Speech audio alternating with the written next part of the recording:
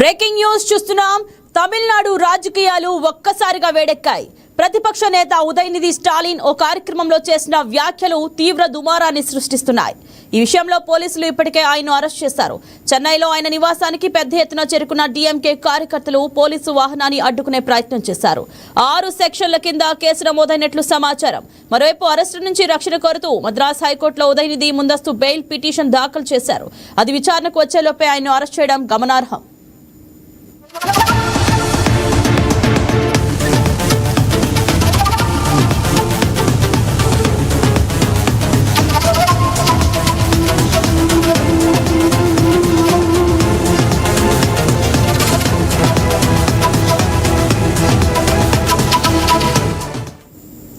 కావేరీ జలాల అంశం ప్రస్తుతం తమిళనాడులో హాట్ టాపిక్ గా మారింది.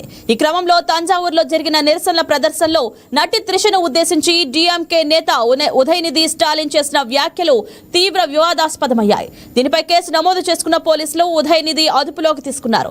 విచారణ నిమిత్తం ఆయన్ను పోలీస్ స్టేషన్ కు తరలించారు.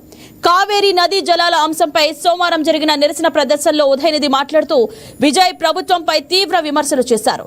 డెల్టా రైతుల ప్రయోజనాలను కాపాడటంలో రాష్ట్ర ప్రభుత్వం నిర్లక్ష్యంగా వ్యవహరిస్తోందని ఆరోపించారు. ఆయన ప్రసంగిస్తున్న సమయంలో పలువురు కార్యకర్తలు త్రిష అంటూ నినాదాలు చేశారు.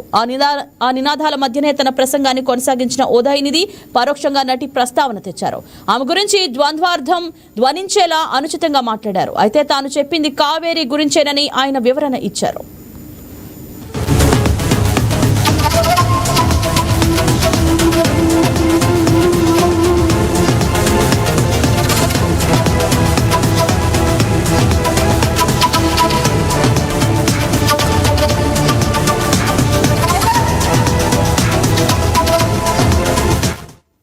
దీంతో ఉదయనిధి వ్యాఖ్యలపై తీవ్ర విమర్శలు వ్యక్తమవుతున్నాయి. ఇవి అసహ్యమైన వ్యాఖ్యలు. ఎవరిపైన అయినా ఇలాంటి అవమానకరమైన వ్యాఖ్యలు చేయడం ఆమోదయోగ్యం కాదు. డీఎంకే దిగజారుతున్న రాజకీయ ప్రమాణాలకు ఈ మాటలు నిదర్శనమని టీవీకే నేతలు మండిపడ్డారు. భాజపా నేతలు కూడా ఈ వ్యాఖ్యలను ఖండించారు. ఇది సిగ్గుచేటు ప్రవర్తన అని తప్పుపట్టారు. ఉదయనిధి తీరుపై టీవీకే పార్టీ జాతీయ మహిళా కమిషన్ ఫిర్యాదు చేసింది. ఆయన వ్యాఖ్యలను పరిగణలోకి తీసుకుని చర్యలు చేపట్టాలని కోరింది. అలాగే ఉదయనిధి బేషరతుగా క్షమాపణలు చెప్పాలని డిమాండ్ చేసింది.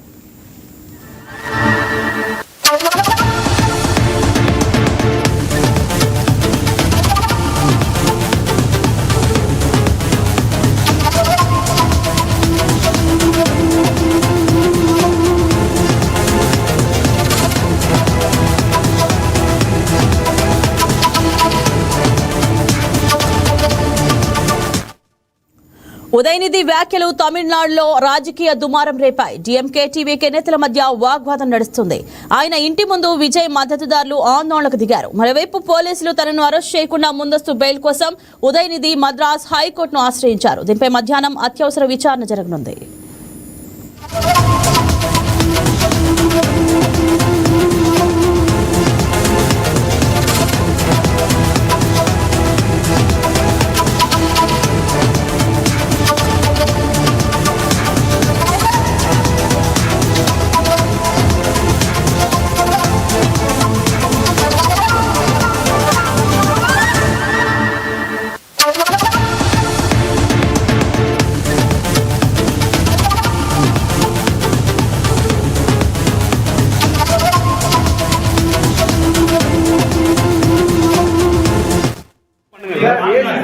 ஆனா இன்னைக்கு ஒரு சொட்டு தண்ணீர் கூட வரல.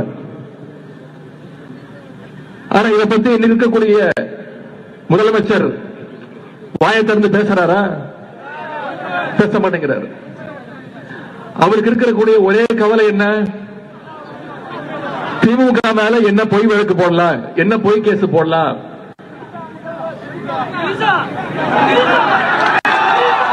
எங்க தண்ணி வருதோ இல்ல அங்க தண்ணி வரணும்.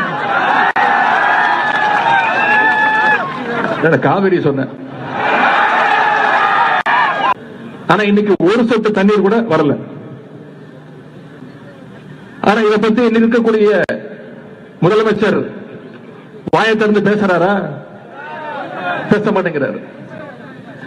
அவருக்கு இருக்கக்கூடிய ஒரே கவலை என்ன? திமுக மேல என்ன பொய் வழக்கு போடலாம், என்ன பொய் கேஸ் போடலாம்.